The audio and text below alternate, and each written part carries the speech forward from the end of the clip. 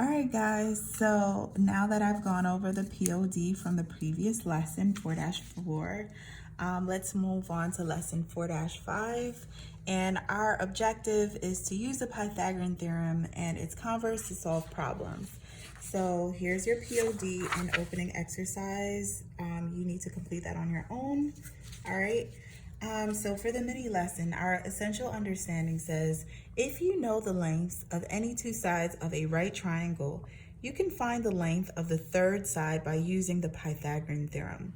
So here I have this diagram of a right triangle, and just as a review or reminder, let's label the sides of the right triangle. So the longest side is our hypotenuse, and the other two sides are our legs. So I'll just put leg number 1, leg number 2. All right, so it says note the smaller angle and the smaller angle, the shorter the opposite side, the larger the angle, the longer the opposite side. So in a right triangle, we have two acute angles right here, right here. So this is angle C, A, and then B. So this angle A and this angle B are always going to be acute angles. Acute means it's less than 90 degrees. The largest angle is that 90-degree angle. So the largest angle is going to be opposite the hypotenuse, which is the longer side. The two acute angles are the smaller sides or shorter sides, okay? So the bigger the angle, the longer the opposite side is going to be, and the smaller the angle is the shorter the opposite side is going to be, okay? And that makes sense. Like, for example, let's draw this obtuse triangle, right? Let's say this is 110, right? And these are the two acute angles, right? This side is going to be longer. Well, this won't be considered to be a hypotenuse because this is no longer a right triangle, but this will be the longer side because it is opposite the largest angle. All right, so I hope that makes sense. Now, let's go back to our right triangle. So I label the angles A, B, and C. Usually the legs, the length of the sides, are represented by lowercase letters. So opposite angle A will be smaller a, opposite angle B will be lowercase b, and the hypotenuse is always represented by lowercase c, okay? Why? I don't know why they chose those letters, but that's what we use to represent the length of the sides. C is always the hypotenuse, okay?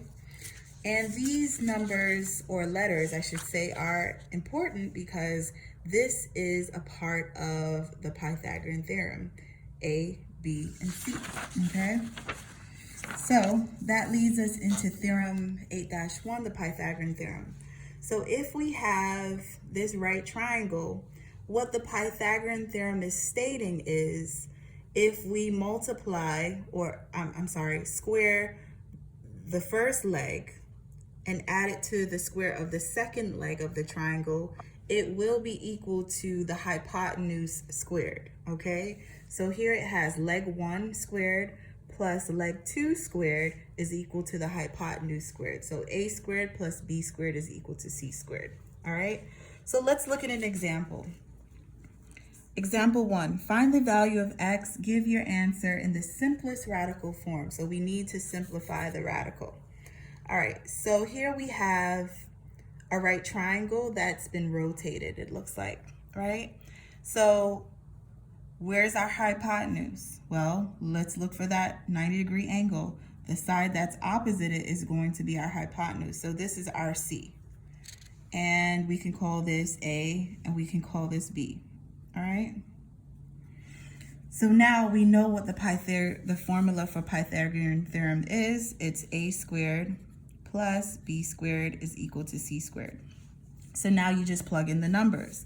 Our A value is 6 squared. Our B value is 2 squared.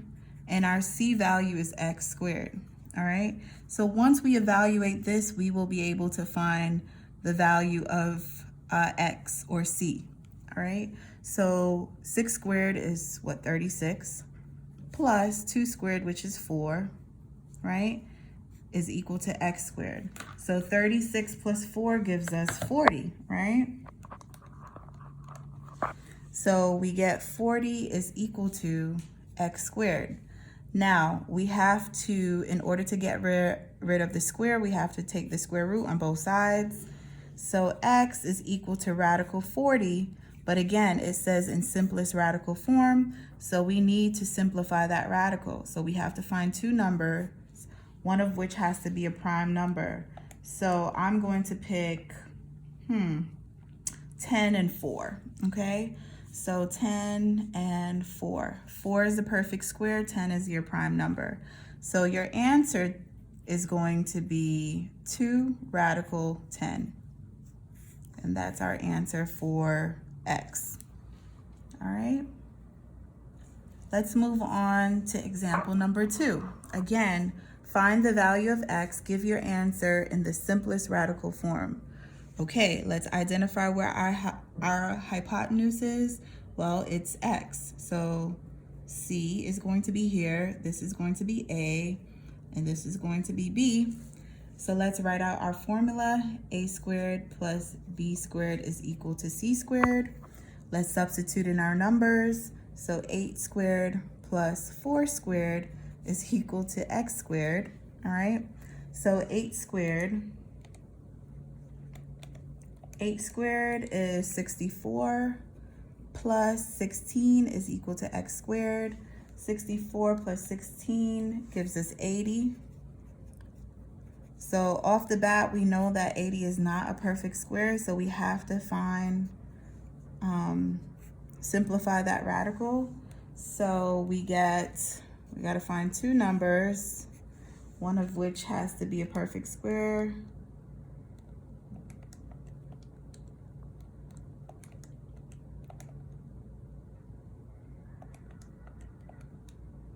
So I got 5 and 16.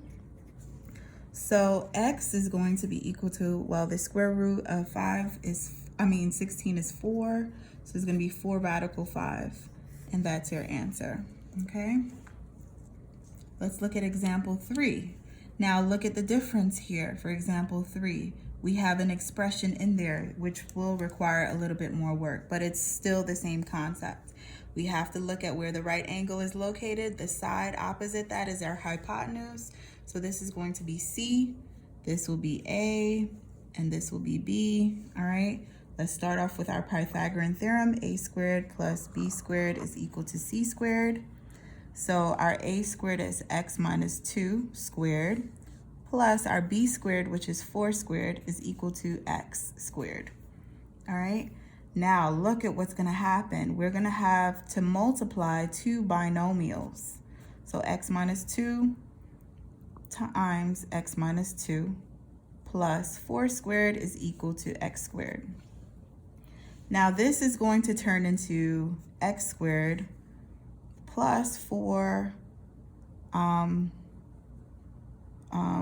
plus 4x, or minus 4x, I should say, sorry. Minus 4x, okay? And then we're adding 4 squared, which is 16, is equal to x squared, all right? Now we have to simplify this and clean it up a bit. So 16 by combining like terms, so 16 plus 4, which gives us 20. So we get x squared minus 4x plus 20 is equal to x squared. Now we have to do the additive inverse of x squared here. So we get negative 4x, negative 4x plus 20 is equal to 0, okay? So now we want to do the additive inverse of 20 on both sides, all right?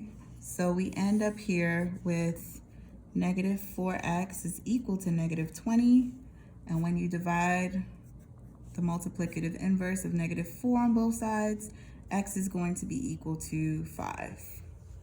Wow, look at all that work to get to this one little answer of x is equal to 5, all right?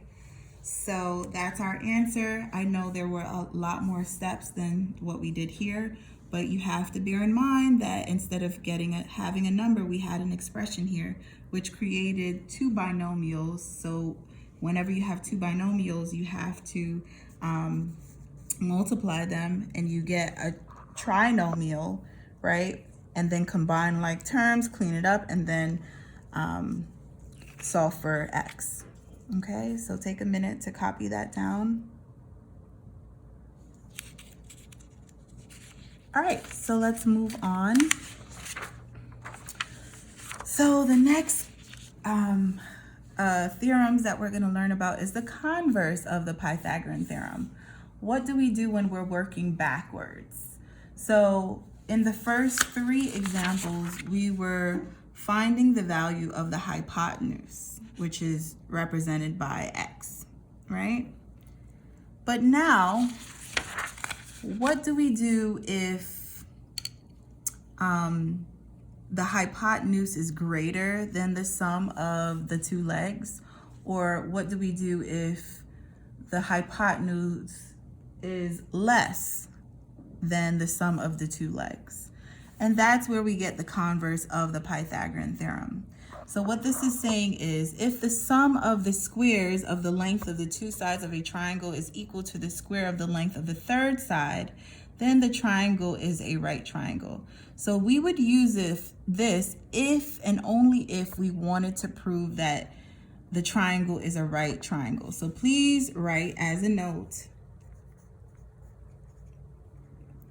use only when proving that the triangles are right triangles. I should not say are right triangles. Are right triangles. And how do we prove that the triangles are right triangles? If the sum of the two legs squared is equal to the hypotenuse squared. So let's look at example 4 here. A triangle has a side length of 16, 48, and 50. Is a triangle a right triangle? Well, let's look at it. Which one has the longest side? Well, 50 is the longest side. So you can start off by drawing your right triangle, and this is 50, and then the other two legs will be 16 and 48. And then you write your Pythagorean theorem formula, right?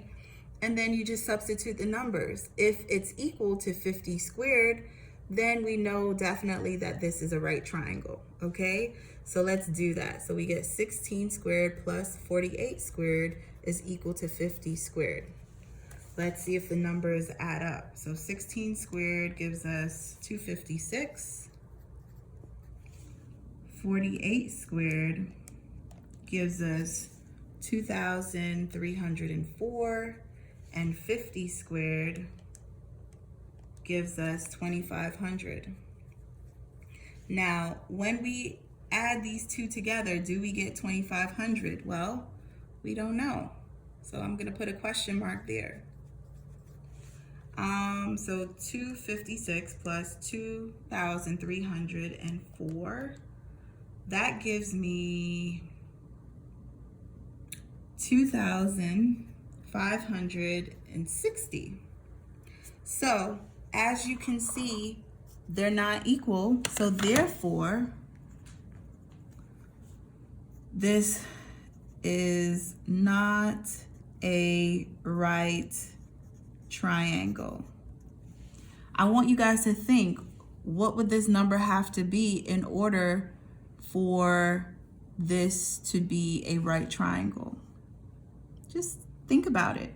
How would you know? So think of a strategy of how you would make the sum of this be equal to 2,500. You have to rearrange the numbers and come up with another value here, okay? But for this particular problem, this is not a right triangle because the sum of the two legs is not equal to the hypotenuse squared. So it's not a right triangle, all right? Let's look at theorem 8-3.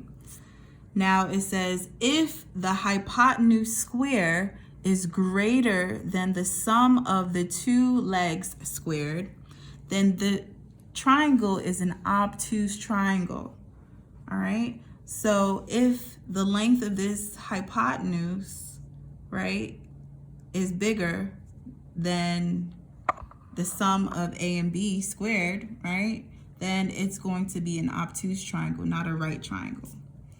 All right, and I guess we can put that here. Look at what's happening here.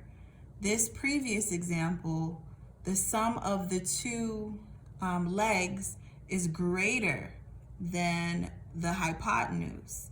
So that means that if the hypotenuse is less than the sum of the two, then this must be an acute triangle, not an obtuse triangle. But we'll get into that later. So let's look at example 5. It says a triangle has side lengths 85, 84, and 13. So let's start off with our diagram. We don't know if it's going to be a right triangle. It's not drawn to scale or anything. This is just our sketch. And then the longest side here is 85, and the other two, 13 and 84. We'll start with our Pythagorean theorem formula, right? And just substitute in the numbers.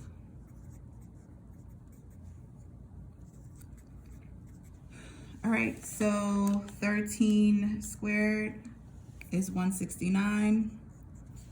84 squared, excuse me, is 7,056. And 85 squared is 7,225, okay? So is the sum of these two equal to 7,225? Let's see. So 169 plus 7,056, it is equal to 7,225. So look at this. They're equal. So is it a right triangle? Yes, it's a right triangle because the sum of the two legs squared is equal to the hypotenuse squared. So therefore, the three dots represent therefore. This is a right triangle. And you could say because the sum of the legs squared is equal to the hypotenuse squared. I'm running out of room, but make do, all right? So this is your answer here, all right? All right.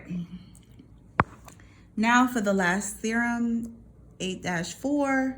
So what this is basically stating is if the hypotenuse is less than the sum of the two legs squared, then the triangle is going to be an acute triangle. So off the bat, this we know will be an acute triangle.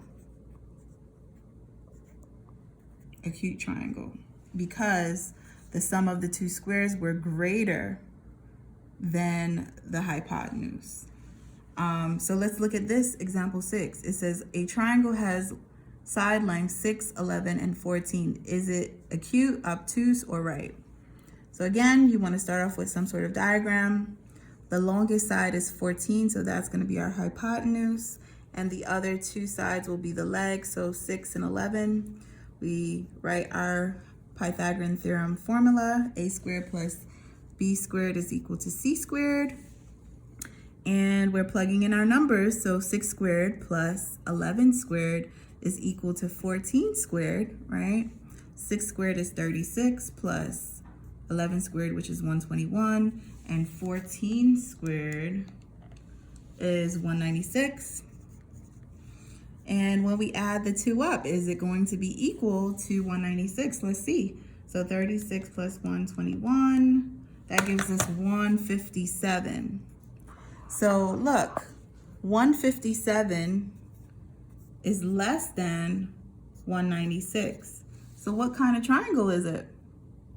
Well, if it's less than, which means that the hypotenuse is greater, right? This is going to be an obtuse triangle, right? And that's because the sum of the 2 legs squared is less than the hypotenuse squared.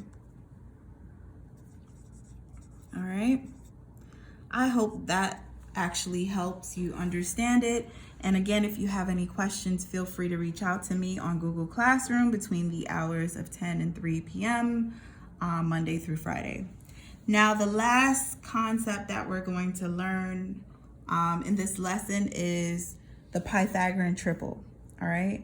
So the Pythagorean triple is basically if the numbers gives you like a perfect square, right? So for example, the first common Pythagorean theorem triple is 3, 4, 5. So 3, 4, 5 being the hypotenuse. So when we square all of the sides, it's all going to create a perfect square, which is equal to another perfect square. So 3 squared plus 4 squared is equal to 5 squared. Look at the numbers. 3 squared is 9, that's a perfect square. 4 squared is 16, perfect squared. And 5 squared is 25, right? So 9 plus 16 gives us 25. 25 is equal to 25, so we know that this is a right triangle. And that's what we call Pythagorean triples, where we have all perfect squares that are equal to each other, okay? Let's look at this one, this other triple, 5, 12, 13. Again, all going to be perfect squares. So 5 squared plus 12 squared is equal to 13 squared. So 5 squared is 25 plus 12 squared, which is 144, and 13 squared gives us 169, I believe. Yep. So 144 plus 25, so that gives us 169. So look, again, they're equal, so they are right triangles. Pythagorean triple. Let's do this last one, 7, 24, 25. So 7 squared plus 24 squared plus 25 squared. 7 squared is 49. 24 squared is 576. Plus, equal to is equal to 25 squared, which is 625. So let's look. 625. So 576 plus 49 is equal to 625. So look, they're all perfect squares and they're equal on both sides, which means that it is a right triangle. So that's what we call common Pythagorean theorem triples, or common Pythagorean triples, where we have all perfect squares that make a right triangle. All right. So that concludes our lesson. You're on your own to work on the practice, which is questions 1 through 7. And again, please fill out the self-assessment chart in the back. Until next time, guys, I'll see you soon. Take care.